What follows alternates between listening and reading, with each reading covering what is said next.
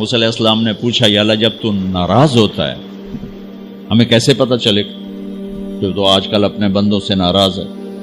تو اللہ تعالیٰ نے فرمایا جب میں ناراض ہوتا ہوں حکومت بے وقوفوں کو دیتا ہوں، اجعل الملک فی صفہائہم، حکومت بے وقوفوں کو دیتا ہوں، والمال فی بخلائہم، اور پیسہ بخیلوں کو دیتا ہوں جو ذرا گن گن کے خوش ہوتے رہیں،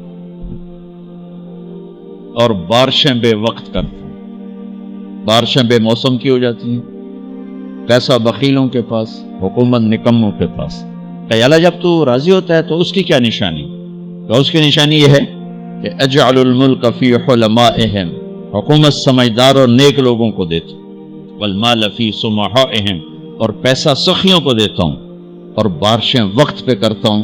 تو موسیٰ سمجھو میں اپنے بندوں سے راضی ہو چکا۔ تو اطعام الطعام میں اشارہ ہے سخی بنو، سخی بنو۔ اللہ تعالیٰ کی ایک وی آئی پی جنت ہے جس کا نام ہے جنت الفردوس۔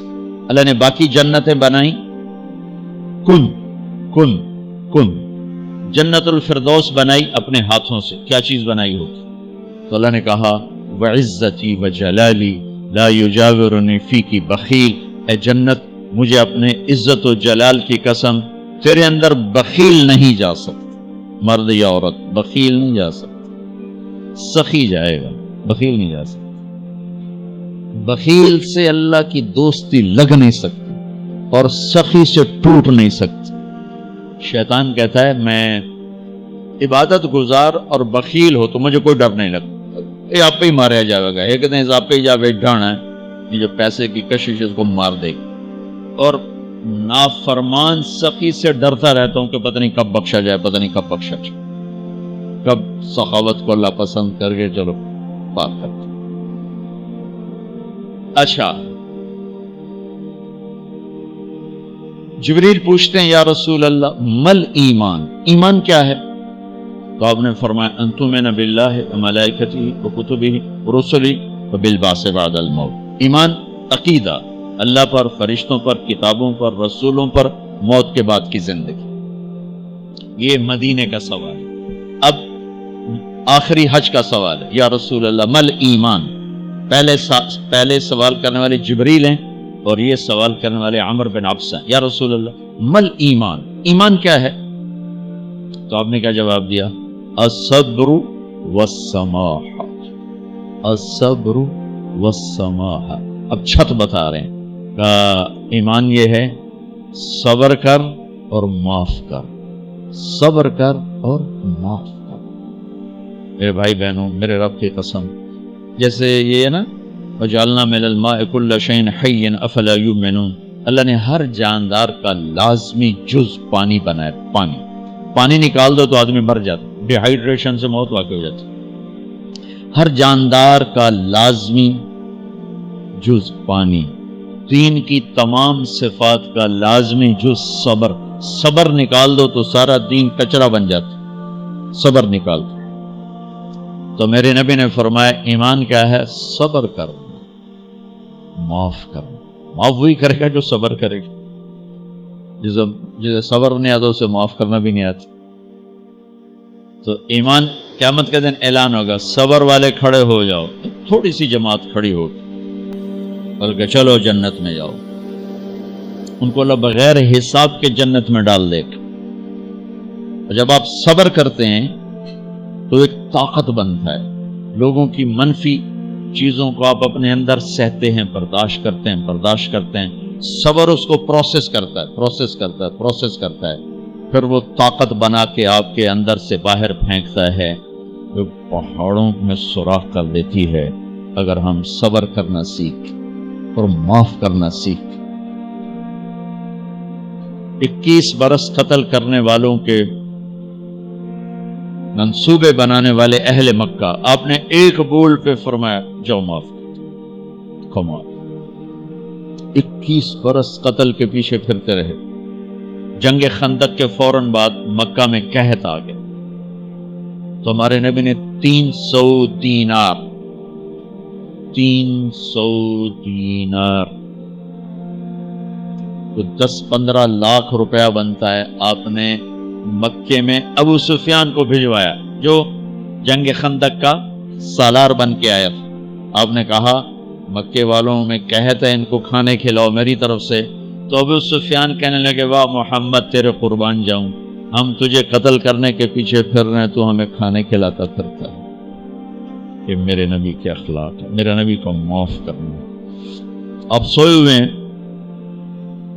آپ کی تلوار اٹھا کر ایک بدو نے آپ کے پسلی میں ماری، آپ اٹھ کے بیٹھ گئے، تو کہنے کا کون بچائے گا، یعنی میں تیار ہو جا، تو آپ نے کہا اللہ، تو آپ نے کہا اللہ، تو اس کا ہاتھ کانپا اور تلوار گر گئی۔ تب آپ نے اٹھا لی، آپ نے ایسے سیدھی کی، اب تو بچا، تو بتا تجھے کون بچائے، تو کہنے لگا میں تو ہی بچاؤنا ہے، اور کہیں بچاؤنا۔ تو آپ نے کہا کلمہ پڑھتے ہو، کہنے لگا نہیں پڑھتا۔ اب تو آپ اس کی گردن اڑوا دے، یہ خود ہی اڑا دیتے، جو کہہ رہا میں کلمہ نہیں پڑھتا ہوں۔ قتل کے ارادے سے آنا ہی اس کے قتل کے لیے کافی تھا۔ آپ نے فرمایا کلمہ پڑھتے ہو، کہنے لگا نہیں۔ آپ نے کہا جاؤ معاف، جاؤ معاف، صحابہ کے سامنے جاؤ معاف۔ بھائیو، انسان اور خطا لازمی ہے، اگر معاف کرنا نہ سیکھا تو ہم خود ہی دکھی ہو کے رہ جائیں۔ لوگوں کے زخم بھلا دو، اللہ پہ ڈال دو، اللہ صلہ دے گا، زندگی پرسکون ہو جائے گی۔ دیکھو ہم اپنے یہ کرتے پر داغ نہیں لگنے دیتے، اپنے بس سے داغ۔ کھانا کھانے بیٹھو، نیپکن، یہ دیکھو ابھی نیپکن پڑے ہوئے، رکھو اگو رکھو توڑے چولے تو کوئی سالن نہ ڈھے پا، ٹھیک، یہ تو پھر بھی دھل جائے گا، لیکن یہاں داغ لگا، کبھی نفرت کا، کبھی غصے کا، کبھی انتقام کا، کبھی حسد کا، کبھی بغض کا، کبھی کینے کا۔ انسان سب سے زیادہ اپنی ذات سے محبت کرتا ہے۔ یہ معمولی سے کپڑے کو داغ سے بچاتے ہو، جو سب سے قیمتی چیز ہے دل، جو بادشاہ ہے، اسے بھی تو صاف ستھرا رکھو۔ جیسے ہم لاکھ زور لگا لیں، ہم کپڑے کو میل سے نہیں بچا سکتے، لاکھ زور لگا لو، لوگوں کے منفی رویے آپ کو توڑے بغیر نہیں چھوڑیں گے۔ لہذا کیا کرو، نبی والا معاف کرو، معاف کرو، دل کو صاف کرو، دل کو صاف کرو، دل کو صاف کرو، صبر کرو، معاف کرو۔ میرے نبی نے فرمایا، میرے بیٹے انس، ایک بہت بڑی سنت بتاؤں، بہت بڑی سنت۔ داڑھی سنت ہے، پگڑی سنت ہے، سفید لباس سنت ہے۔ بہت بڑے کا لفظ مجھے یہی یاد ہے، ہو سکتا ہے کہیں اور بھی ہو۔ میرے بیٹے انس، ایک بہت بڑی سنت، اگر تو یہ سنت پہ عمل کر گیا تو جنت میں میرا ساتھی ہو جائے، جو بھی کر لے، جو بھی، وہ جنت میں میرا ساتھی ہو جائے۔ ذالک من سنتی ومن احب سنتی فقد احبنی ومن احبنی کان معی فی الجنہ۔ میرا جنت کا ساتھی جو اس سنت پہ عمل کر گیا۔